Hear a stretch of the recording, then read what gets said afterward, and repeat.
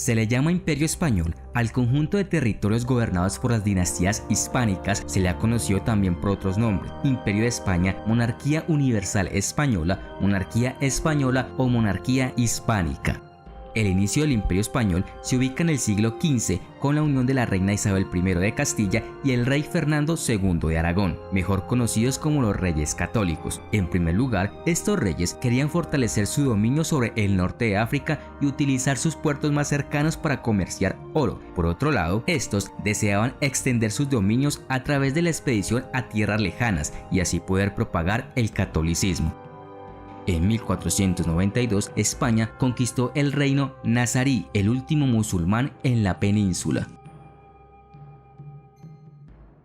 Entonces, un navegante, Cristóbal Colón, se plantea el proyecto de llegar a la India por una ruta más corta que la usada por los navegantes portugueses. Tras el rechazo del rey Juan II de Portugal, hace su ofrecimiento a los reyes católicos, comenzando así su peregrinaje hasta alcanzar este propósito. El 17 de abril de 1492 se firman las capitulaciones de Santa Fe. En virtud de las mismas, Colón es nombrado almirante, virrey y gobernador de las tierras que descubriese. El proyecto colombino ve la luz el 3 de agosto de 1492, saliendo la expedición del puerto de Palos de la frontera en Huelva y avistando tierra americana, las islas de Guanaani en las Antillas el 12 de octubre. Sigue su trayecto por las islas de Cuba y la Española. En este primer viaje, Colón no alcanzará su objetivo de llegar a las islas de la Especieria y de ahí que se embarcase en un segundo viaje centrado en demostrar que el territorio encontrado era realmente la India. Se inicia en Cádiz con un rumbo más al sur. Los territorios costeados son las islas de Barlovento,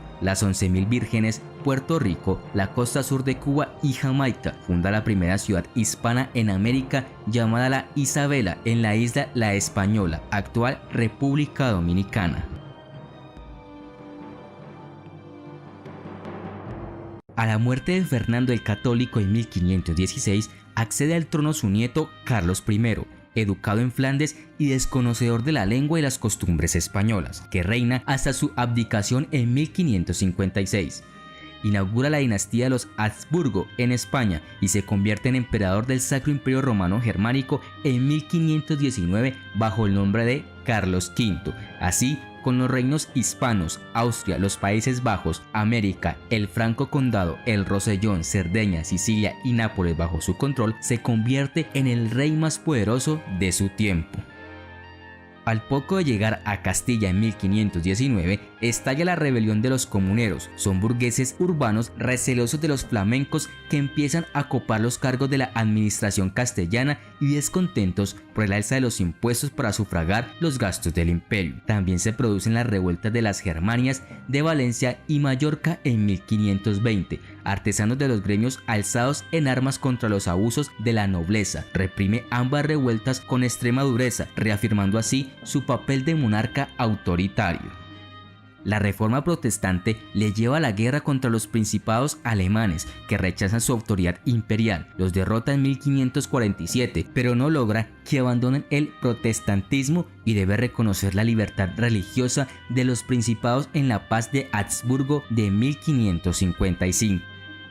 El Imperio Español en América se forja en el siglo XVI bajo el gobierno de los dos primeros reyes de la nueva dinastía de los Habsburgo, Carlos I y Felipe II, denominados convencionalmente como Austrias Mayores. Durante la administración de Carlos I se explora y conquista buena parte del continente americano. Se organiza el nuevo espacio en dos grandes divisiones políticas administrativas y se inicia su explotación económica. De esta manera, tras la llegada del Caribe entre 1519 y 1540, se sientan las bases del Imperio Español en la América continental, expansión orientada hacia dos ámbitos geográficos, América Central y el sector andino de Sudamérica. Hernán Cortés dará el salto desde Cuba al Valle Central de México. El otro gran movimiento de conquista parte de Panamá hacia América Central y se centra en la actual Nicaragua. Poco después Pizarro, en Perú, logrará el desplome del imperio inca. Pedro de Valdivia se adentrará en Chile, aunque no podrá superar la resistencia araucana y consolidar su posición en el sur del país. Desde el Atlántico, Pedro de Mendoza intentará controlar la región de La Plata. La conquista del sur será lenta y quedará paralizada en Paraguay hasta 1580. Todos estos territorios se integraron en la corona de Castilla y más tarde en la corona de España. Inicialmente se organizaron en dos virreinatos, el de la Nueva España y el del Perú. Con el descubrimiento y asentamiento de varios archipiélagos del Pacífico a finales del siglo XVI, se incorporaron al imperio las Indias Orientales Españolas, formadas por las Filipinas, las Marianas, que incluían Guam, y las Carolinas, que incluían las Palaos, bajo la jurisdicción de la Nueva España. Más tarde, el virreinato del Perú se dividió en dos, el de Nueva Granada y el del Perú, y finalmente se creó el del Río de la Plata. Debido a la gran extensión de las Indias, se precisaba una organización política para administrar estos vastos territorios. En la península tiene su sede el Consejo de Indias. Este fue creado bajo el reinado de Carlos I en el año 1524, con el nombre de Consejo Supremo y Real de las Indias. Desde este consejo se manejaba todo lo relacionado al imperio, a nivel administrativo, judicial, militar y religioso. En lo que tiene que ver con la justicia, el consejo se comporta como el Tribunal Supremo y en la parte militar se encargaba del control de la armada que protegían al imperio.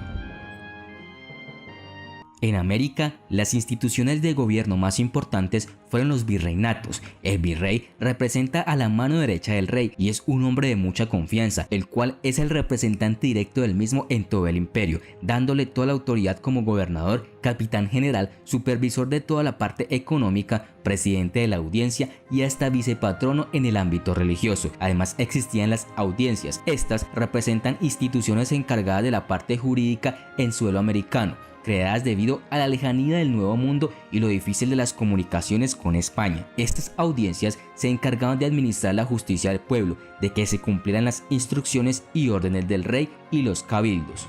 Los cabildos se centraban en controlar la parte fiscal de los presupuestos y las rentas municipales, el control de la delincuencia, el abastecimiento de alimentos y administrar la justicia en general.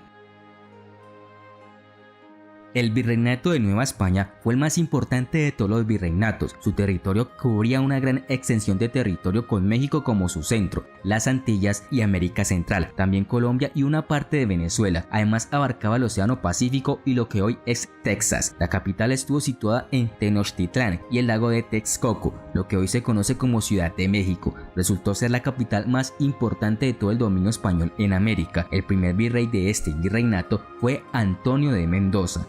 Virreinato del Perú. Este tuvo su origen en el año 1542 y llegó a ser el más importante de Sudamérica. Inicialmente y por casi 200 años, este virreinato abarcó una gran parte de Sudamérica y también Panamá, regiones que se encontraban bajo mucho control y vigilancia. Entre los territorios que llegó a abarcar se cuentan los actuales Uruguay, Argentina, Bolivia, Paraguay, Venezuela, Chile, Perú, Ecuador, Panamá y una parte de Brasil, una parte de Venezuela que correspondía a las costas del Mar Caribe. No formaban parte de este virreinato sino el del Nueva España. El centro de este virreinato se concentró en Charcas, Lima y Quito, ya que no poseían ningún gobernador.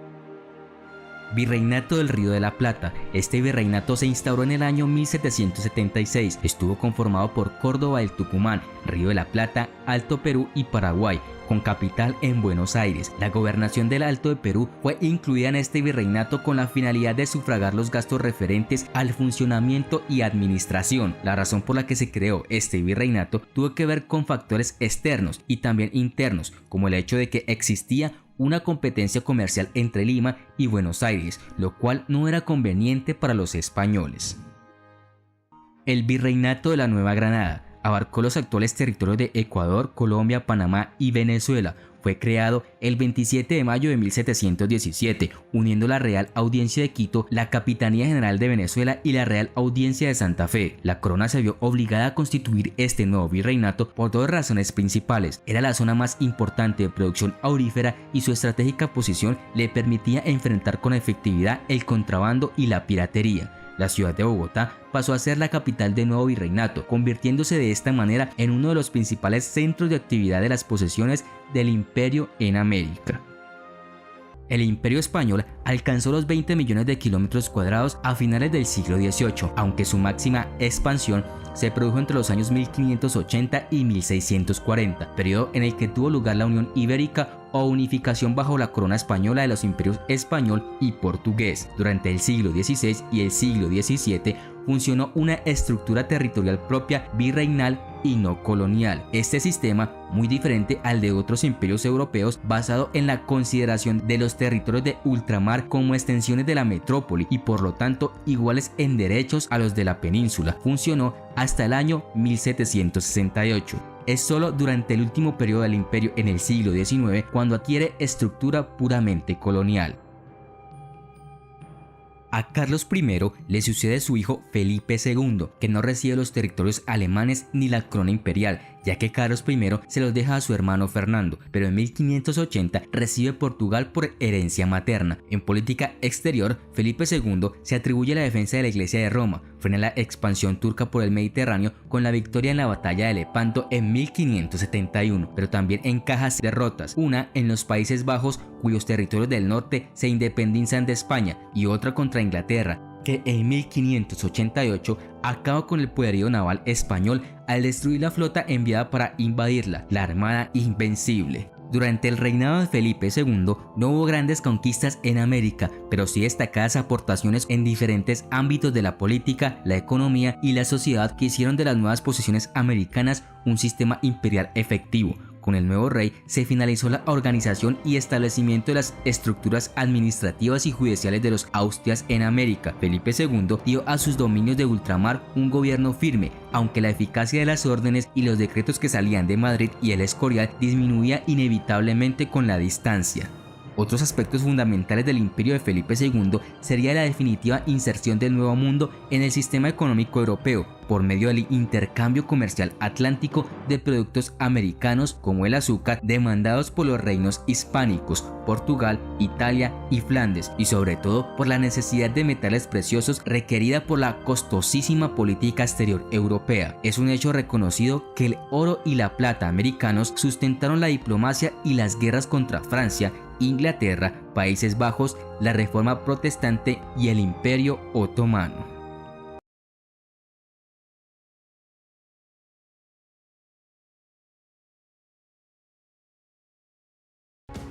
La revuelta de los Países Bajos españoles llevó al colapso de España como una de las principales potencias europeas. El área en cuestión formaba parte del Imperio Habsburgo y se conocía como los Países Bajos españoles. Hasta su abdicación en 1555, el área estaba dirigida por Carlos V y a pesar de todas sus fallas con respecto a los impuestos, era aceptada por la gente.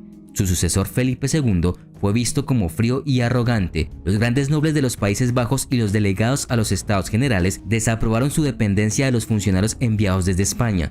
Pronto los nobles, entre ellos Guillermo de Orange, se desencantaron con el gobierno cada vez más absolutista de Felipe. Felipe necesitaba la región por su riqueza. Amberes era el centro desde el que se distribuían los lingotes del Nuevo Mundo y sus financistas eran expertos en conseguir préstamos. En 1558, Felipe necesitaba dinero. Guillermo de Orange persuadió a los Estados Generales para que concedieran a Felipe un subsidio de 9 años.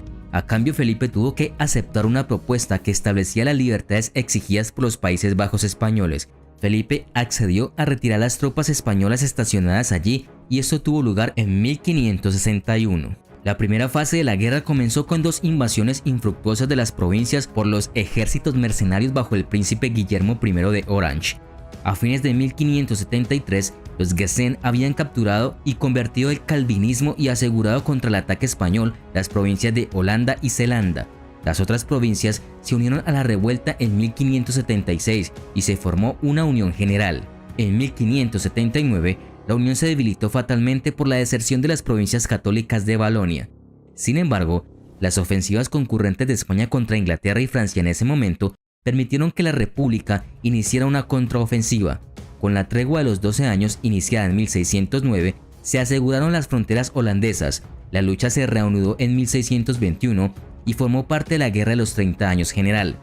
Después de 1625, los holandeses bajo el mando del príncipe Federico Enrique de Orange revertieron una tendencia temprana de éxitos españoles y obtuvieron importantes victorias.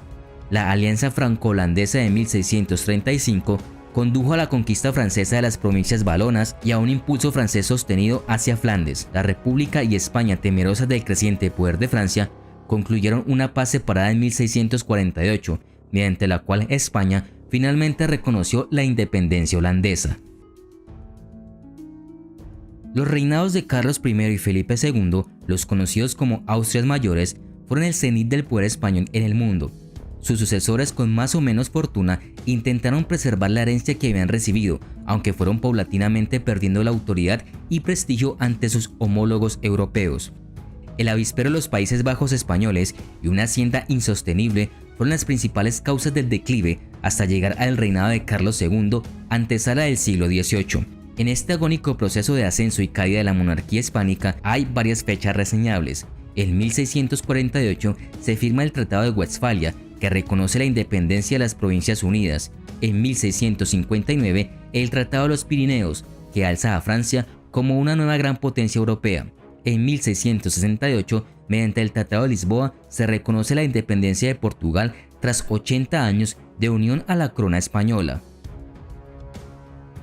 La muerte de Carlos II sin descendencia provoca un problema sucesorio de dimensiones internacionales. Las principales monarquías del viejo continente verán el momento óptimo para situar en la cabeza del Imperio español a un monarca afín a sus intereses.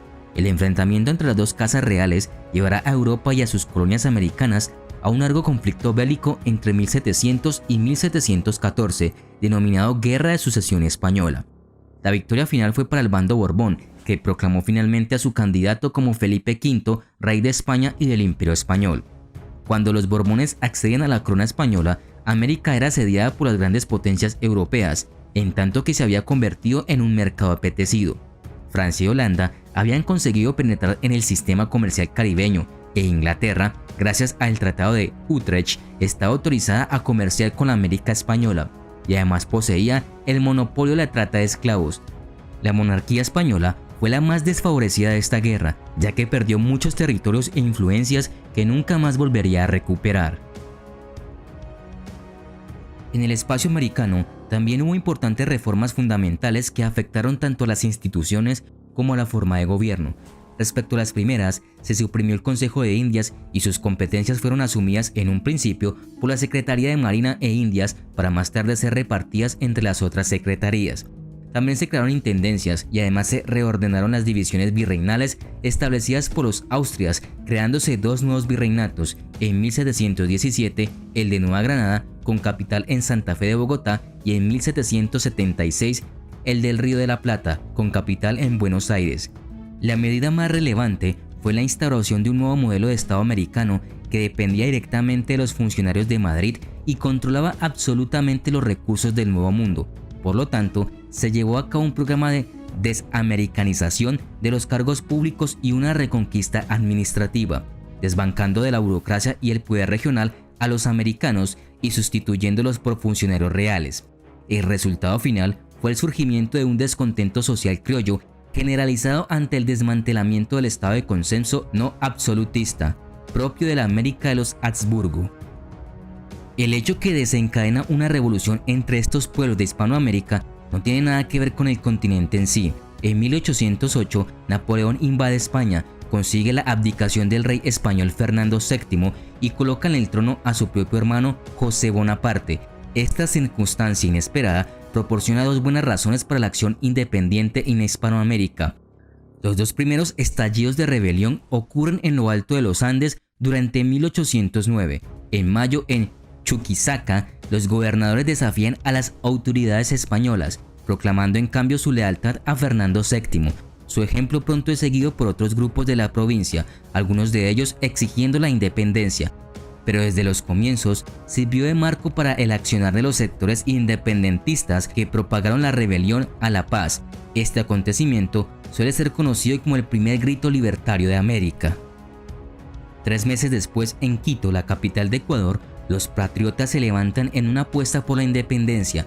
Tanto en Bolivia como en Ecuador, estas primeras rebeliones pronto son sofocadas y sus líderes ejecutados, pero el tema es contagioso y el año siguiente se ve una oleada positiva de rebeliones en América del Sur y Central.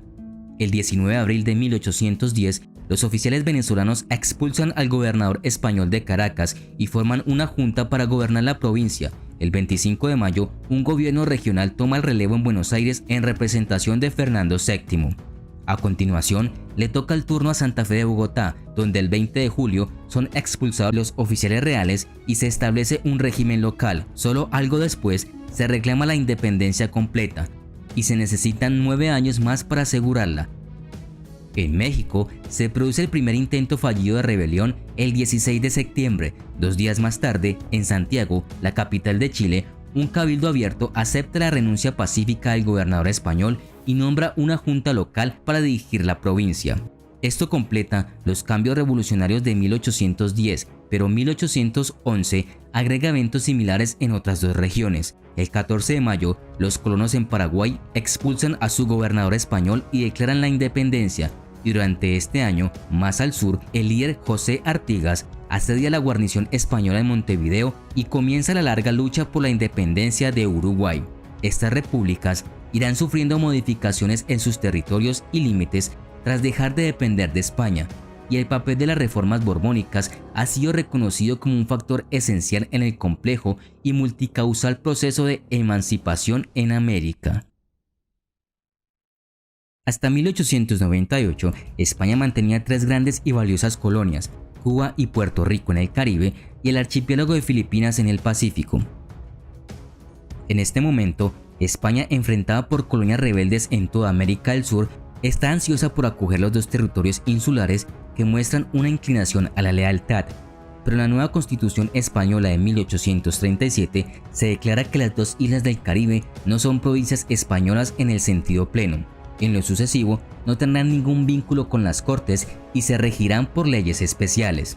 Las leyes especiales no se materializan, dejando todo el poder en manos del gobernador general español de cada isla. Este sistema no cuenta con mucha aprobación local. La brutal represión española del movimiento independentista cubano se informa vívidamente en la prensa estadounidense. La indignación humanitaria lleva a la demanda popular de la intervención estadounidense. Esto es resistido por 2 presidentes estadounidenses, Cleveland y McKinley, pero la guerra se vuelve inevitable después de un incidente en febrero de 1898. El acorazado estadounidense Maine se encuentra en el puerto de La Habana en espera para proteger a los ciudadanos y las propiedades estadounidenses, cuando una explosión lo hunde con la pérdida de 260 vidas.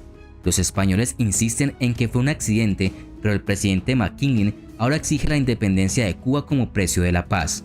España no puede ceder tanto y a finales de abril las 2 naciones están formalmente en guerra. Las tropas estadounidenses llegan a Filipinas en agosto en número suficiente para ocupar la ciudad de Manila. Mientras tanto, otra flota española ha sido destruida frente a las costas de Cuba. Unos duros combates llevan a los estadounidenses a Santiago, tras lo cual la guarnición española en la isla se rinde.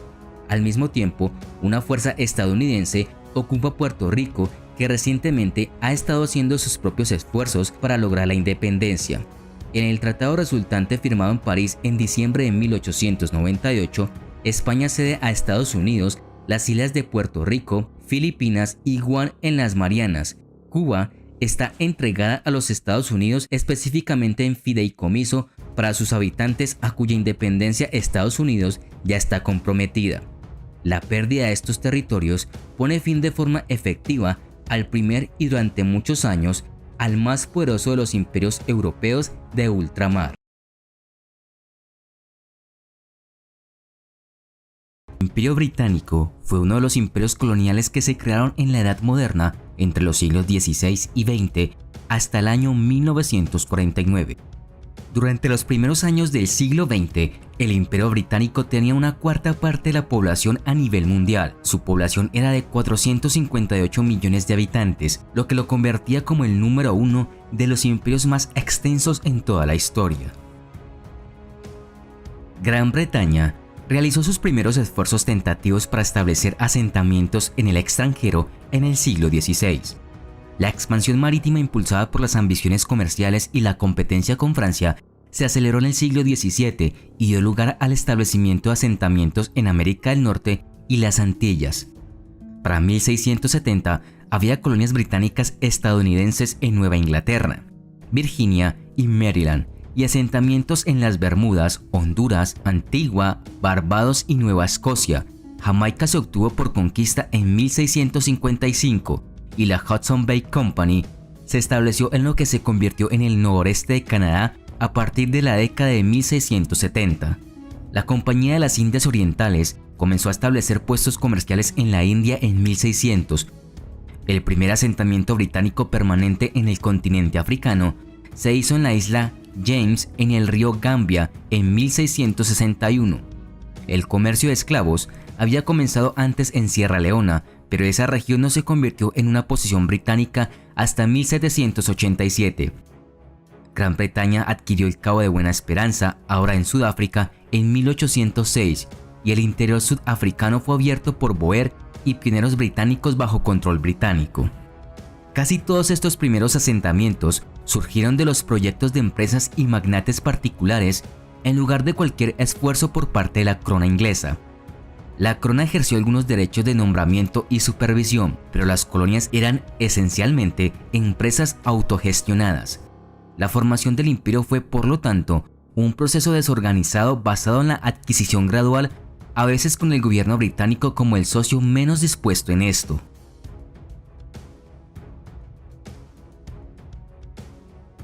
La forma del gobierno del Imperio Británico era la monarquía parlamentaria.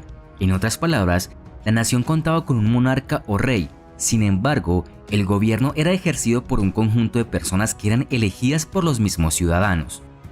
En cuanto al sistema, no tenían una constitución escrita, sino que era formada por las diferentes leyes que se iban aprobando.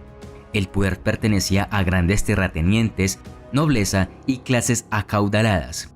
El pueblo no contaba con el sufragio universal, es decir, que no todos podían votar ni ser elegidos diputados, ya que solo podían hacerlo un número minoritario de electores.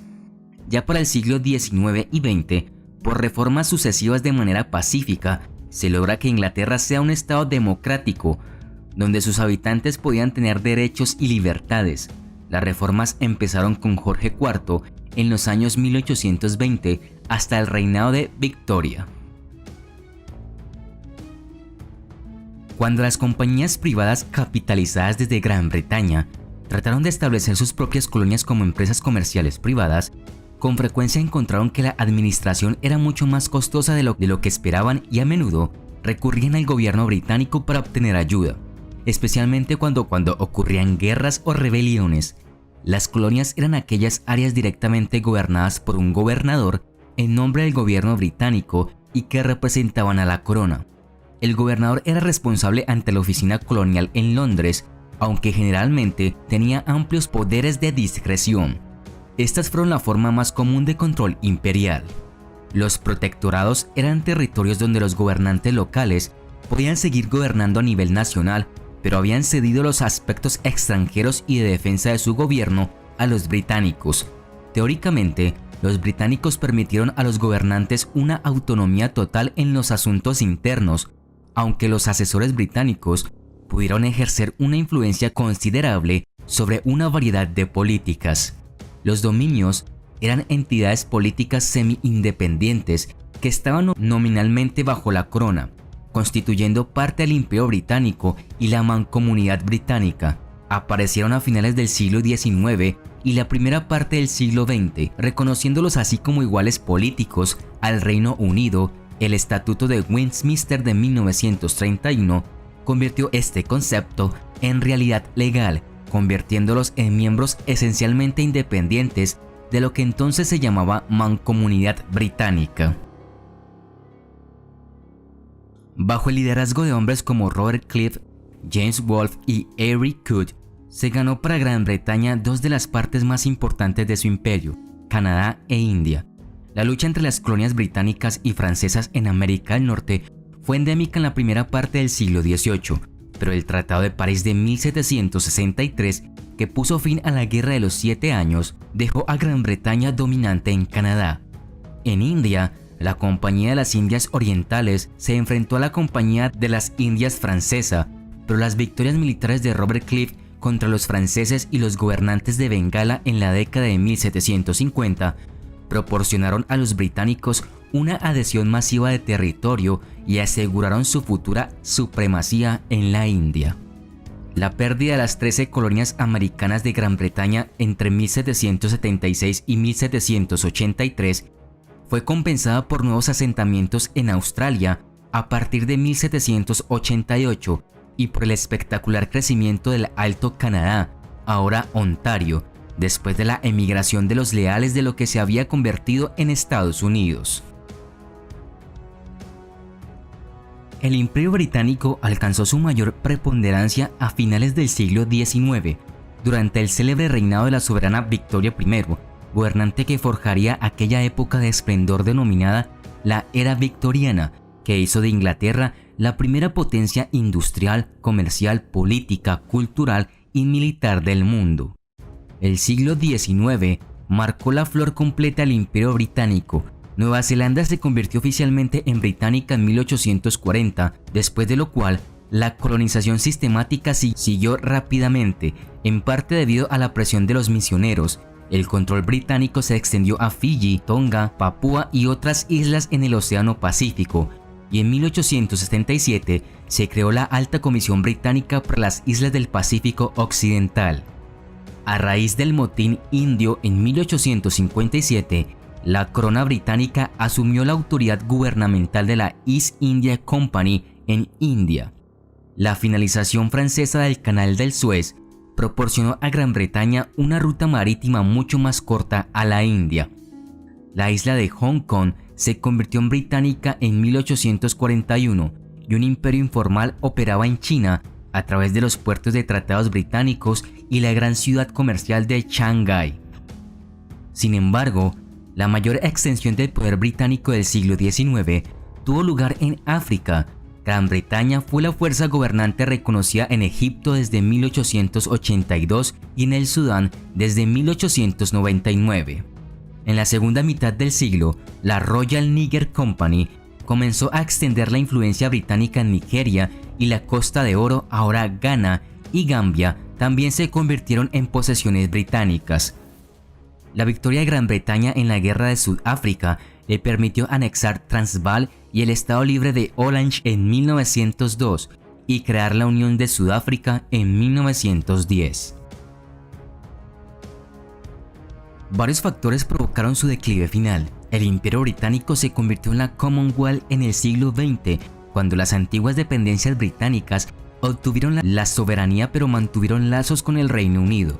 Después de que terminó la Primera Guerra Mundial, los dominios firmaron los tratados de paz por sí mismos y se unieron a la recién formada Sociedad de Naciones como estados independientes.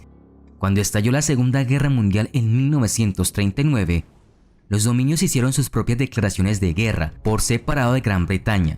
Muchas partes del imperio contribuyeron con tropas y recursos al esfuerzo bélico y adoptaron una visión cada vez más independiente.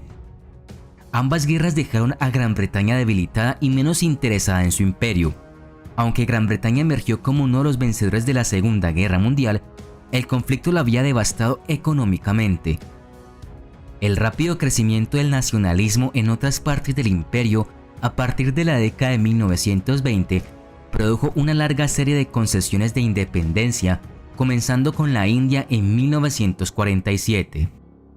Los movimientos nacionalistas en las colonias asiáticas y africanas lucharon para poner fin al dominio británico y obtener la independencia. En la década de 1960, la mayoría de los territorios de Gran Bretaña se habían convertido en países independientes. Estas áreas del imperio ahora se gobernaban a sí mismas, pero la mayoría mantuvo sus vínculos con Gran Bretaña como miembros de la Commonwealth.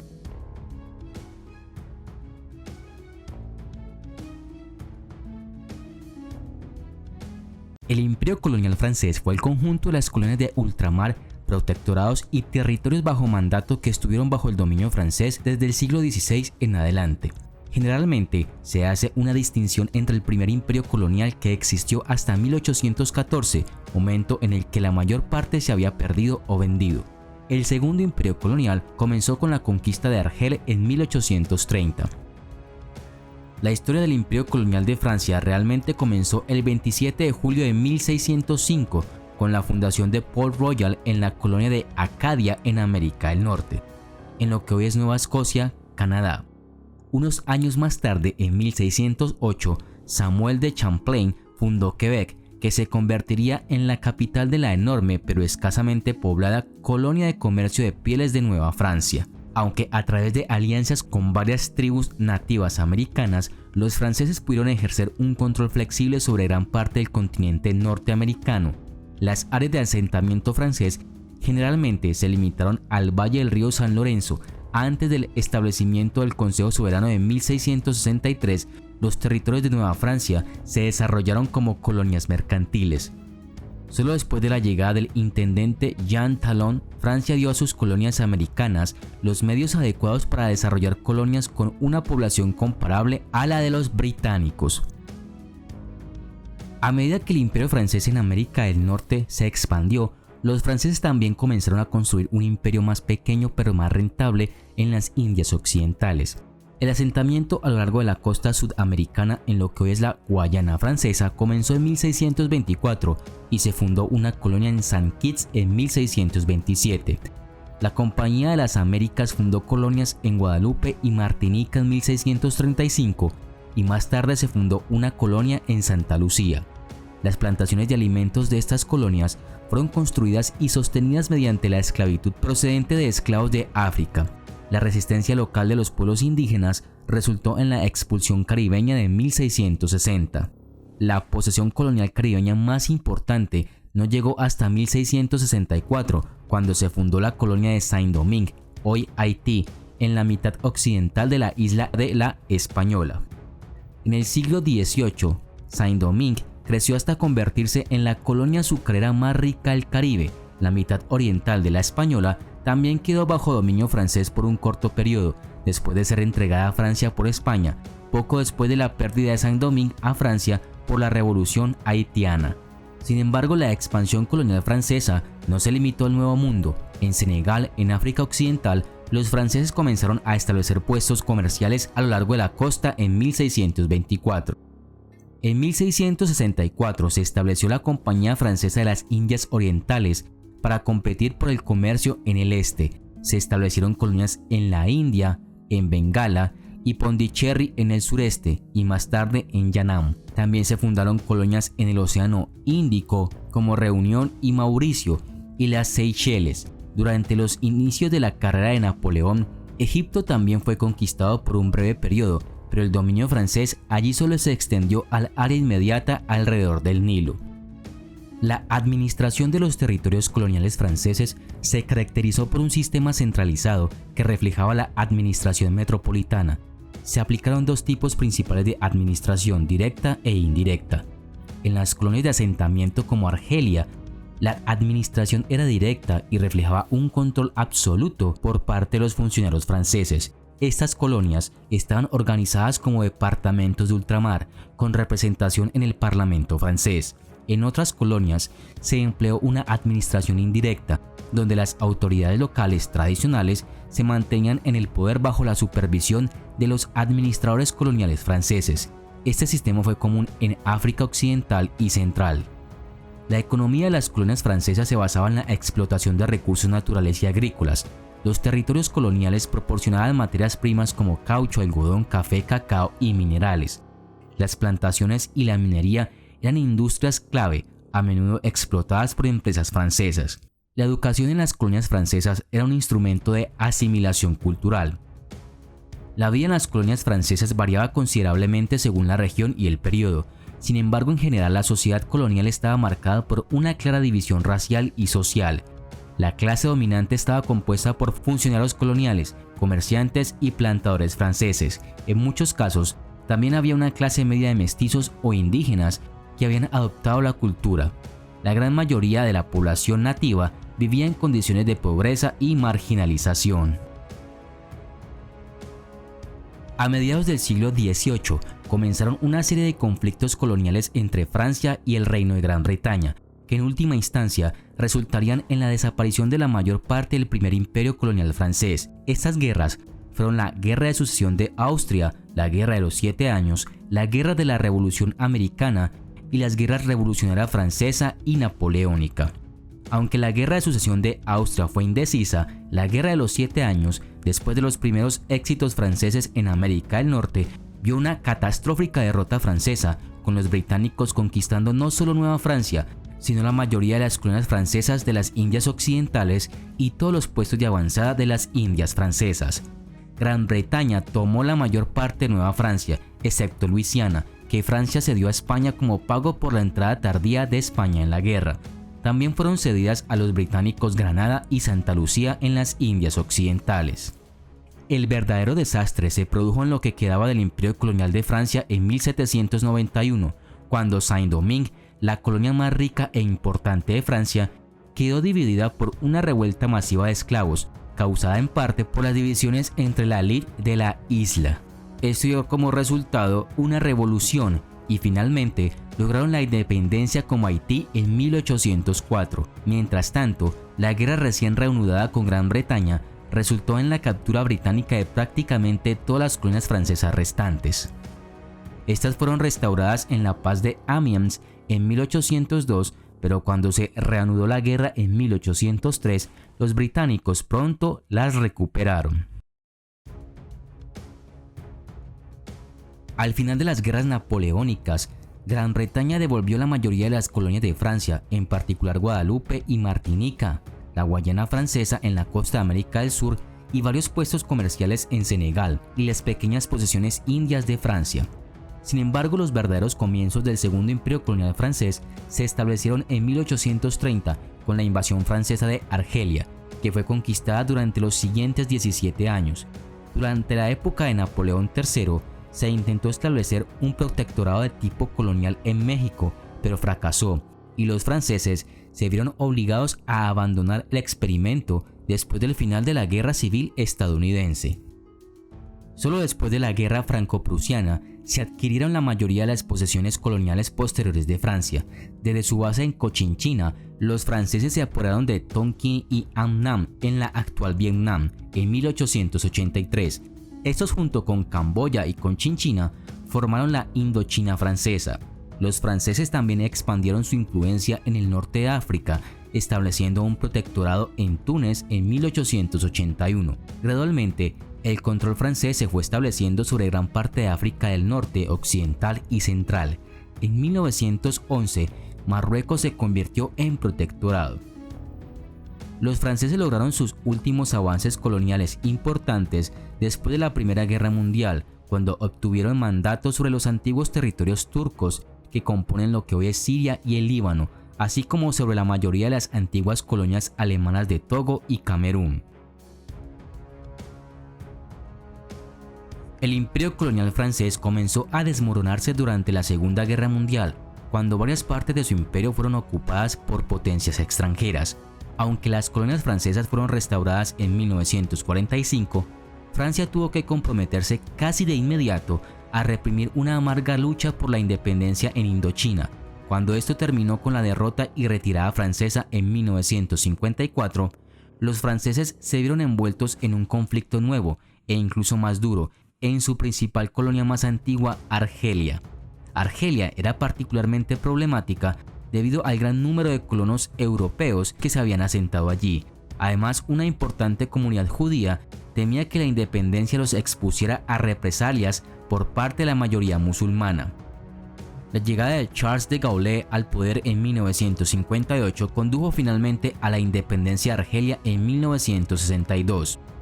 A la mayoría de las demás colonias africanas francesas ya se les había concedido la independencia en 1960 tras referendos locales. Algunas colonias optaron por seguir siendo parte de Francia bajo el estatus de departamento o territorio de ultramar.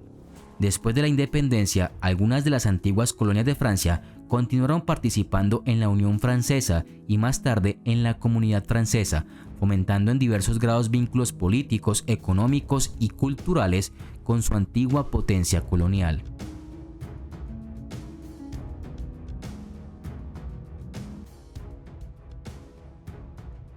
El Imperio Portugués fue creado en el siglo XV y llegó a extenderse desde América hasta Japón.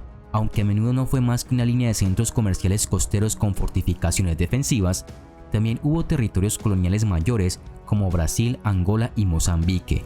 Los portugueses comenzaron su imperio como una exploración para acceder al oro de África Occidental y después al comercio de especias de Oriente. Especias eran transportados y comercializados por todo el mundo.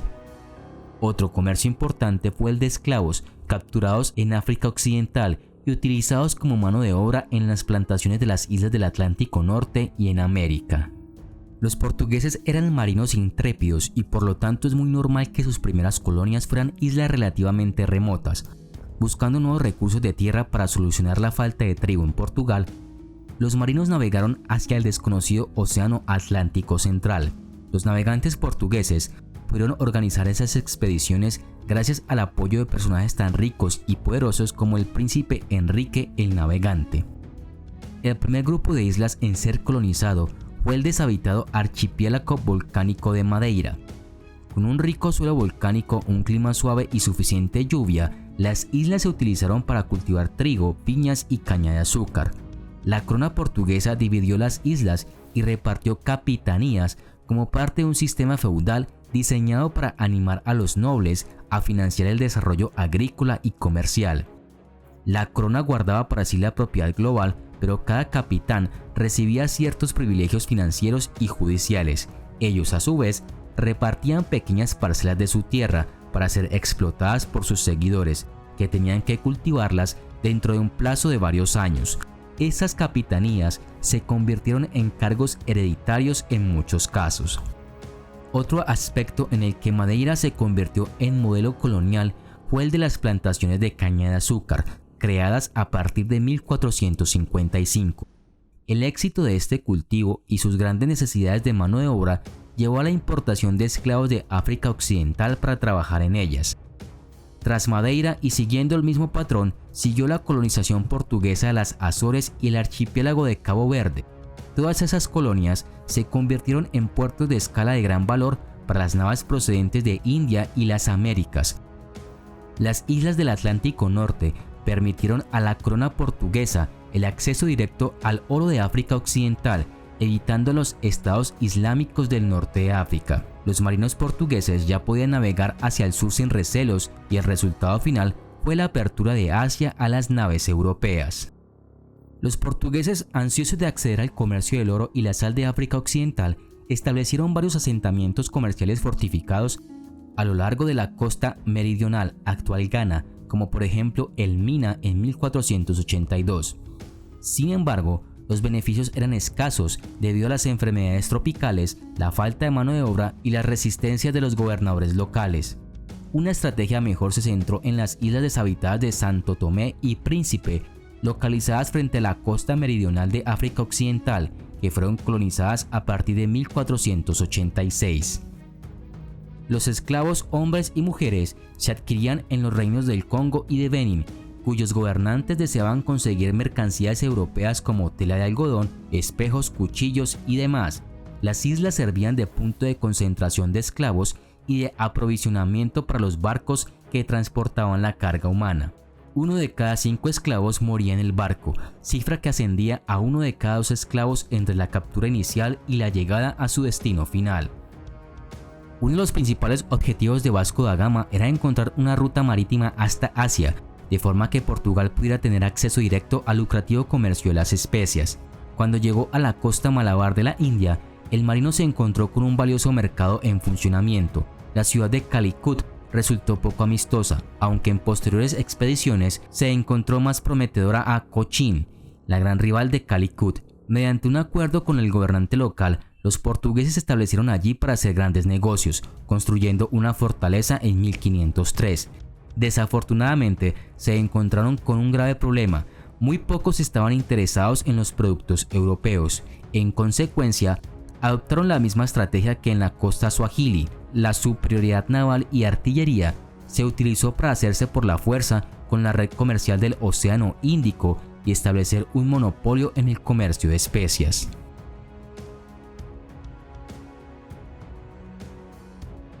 Brasil fue descubierto por los portugueses en 1500 y llegaría a ser su colonia más importante. Brasil era rica en recursos naturales tales como maderas duras, diamantes y oro.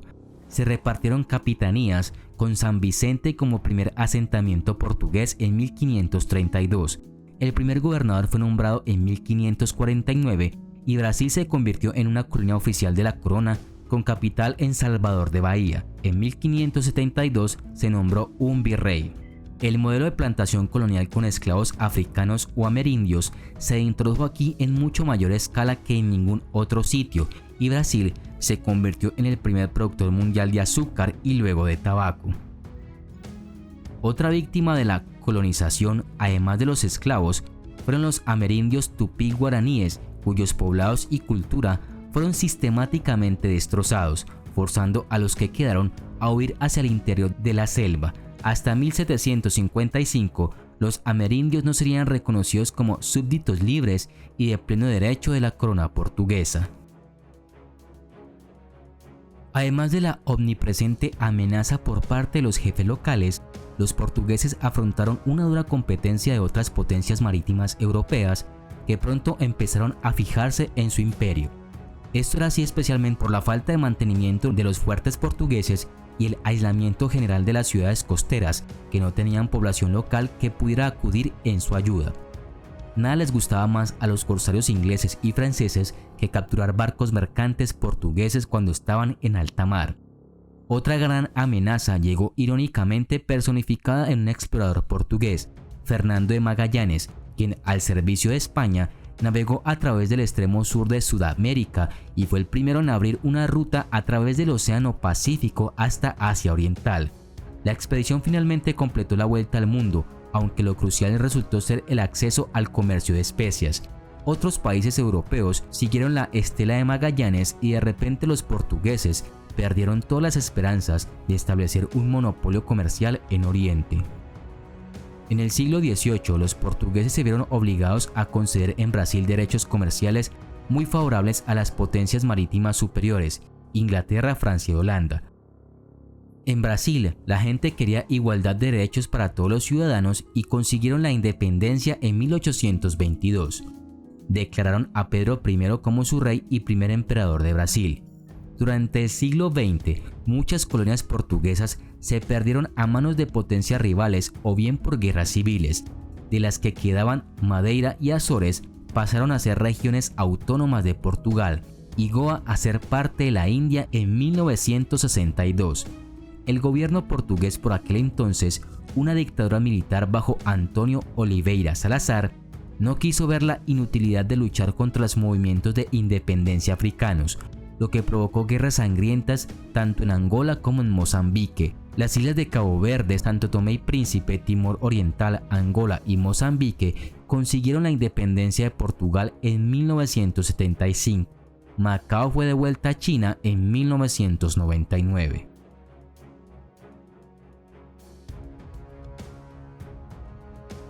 El Imperio holandés es el nombre que reciben los distintos territorios controlados por los Países Bajos desde el siglo XVII al XX.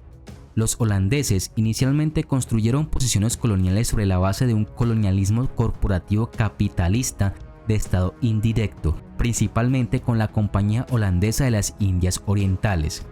La intervención estatal directa en la empresa colonial llegó más tarde. Con algunas excepciones notables, la mayoría de las posesiones de ultramar del Imperio colonial holandés consistían en fuertes costeros, fábricas y asentamientos portuarios con diversos grados de incorporación de sus zonas del interior y las regiones circundantes. Las compañías autorizadas holandesas a menudo dictaban que sus posesiones se mantuvieran lo más confinadas posibles para evitar gastos innecesarios. Y aunque algunas como la colonia holandesa del Cabo y las Indias Orientales holandesas se expandieron, otras permanecieron subdesarrollados, quedándose en centros comerciales aislados y dependientes de una nación anfitriona nativa. Las ambiciones imperiales de los holandeses se vieron reforzadas por la fortaleza de su industria naviera, así como por el papel clave que desempeñaron en la expansión del comercio marítimo entre Europa y Oriente. Debido a que las pequeñas empresas comerciales europeas a menudo carecían del capital o la mano de obra para operaciones a gran escala, los estados generales constituyeron organizaciones más grandes, la Compañía Holandesa de las Indias Occidentales y la Compañía Holandesa de las Indias Orientales, a principios del siglo XVII. Estas fueron consideradas las compañías de comercio marítimo más grandes y extensas en ese momento, y alguna vez tuvieron un monopolio virtual en las rutas marítimas estratégicas europeas hacia el oeste a través del hemisferio sur, alrededor de América del Sur a través del Estrecho de Magallanes y hacia el este alrededor de África. El dominio del comercio global por parte de las empresas contribuyó en gran medida a una revolución comercial y un florecimiento cultural en los Países Bajos del siglo XVII, conocido como la Edad de Oro holandesa.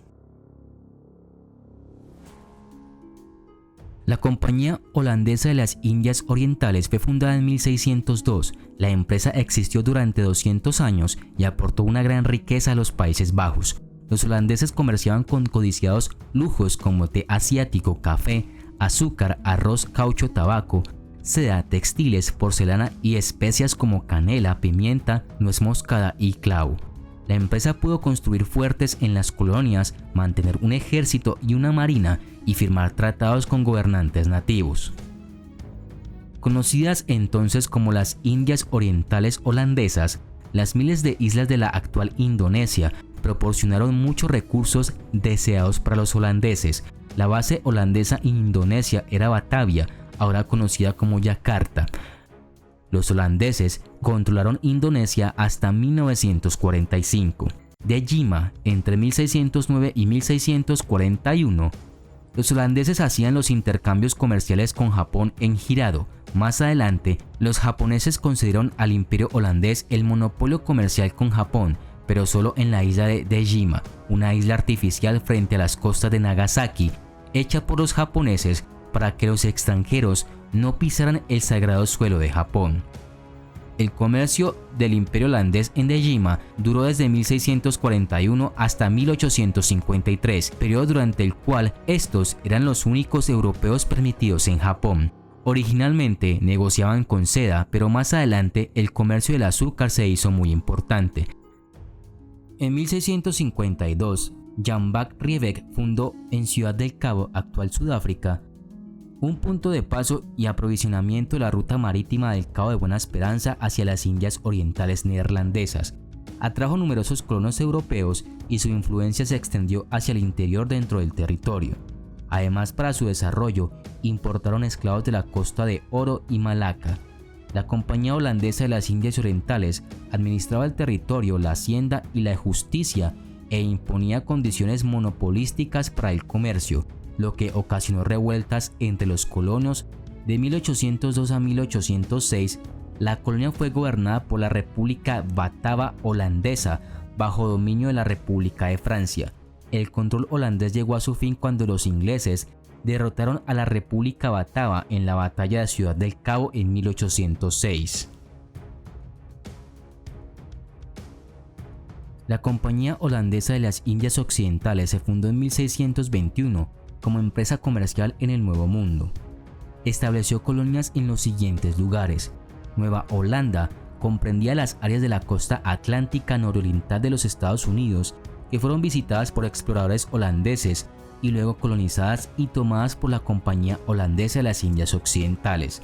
Los asentamientos se ubicaron inicialmente en el río Hudson, Fort Nassau en la actual Albany y Nueva Ámsterdam, fundada en 1625 en la isla de Manhattan. La propia Nueva Holanda terminó formalmente en 1674, después de la Tercera Guerra Anglo-Holandesa. Los asentamientos holandeses pasaron a la colonia inglesa y Nueva Ámsterdam pasó a llamarse Nueva York. Surinam. A cambio de Nueva Ámsterdam, los holandeses recibieron Surinam de manos de los británicos, conocida como Guayana Holandesa. Surinam obtuvo su independencia de los Países Bajos en noviembre de 1975. Los holandeses están asociados con varias islas en el Mar Caribe. Los holandeses todavía controlan las islas ABC, o Aruba, Bonaire y Curazao, todas ubicadas frente a la costa de Venezuela. También controlan las islas del Caribe central de Saba, San Eustaquio y la mitad sur de la isla de San Martín. La cantidad de soberanía que posee cada isla ha cambiado varias veces a lo largo de los años. La decadencia de este imperio se debe a la pérdida de su marina de guerra y de su sentido político. Los holandeses, hundidos en una riada de oro y dividendos, se encerraron en su caparazón comercial. Su divisa fue el lucro. Entre tanto, Inglaterra empezaba a disputarles seriamente la primicia en los mares hasta lograr en 1674 que liquidaran la Compañía de las Indias Occidentales. Poco a poco, el deteriorado imperio holandés fue eclipsado por los imperios de Inglaterra, Francia, España y Portugal.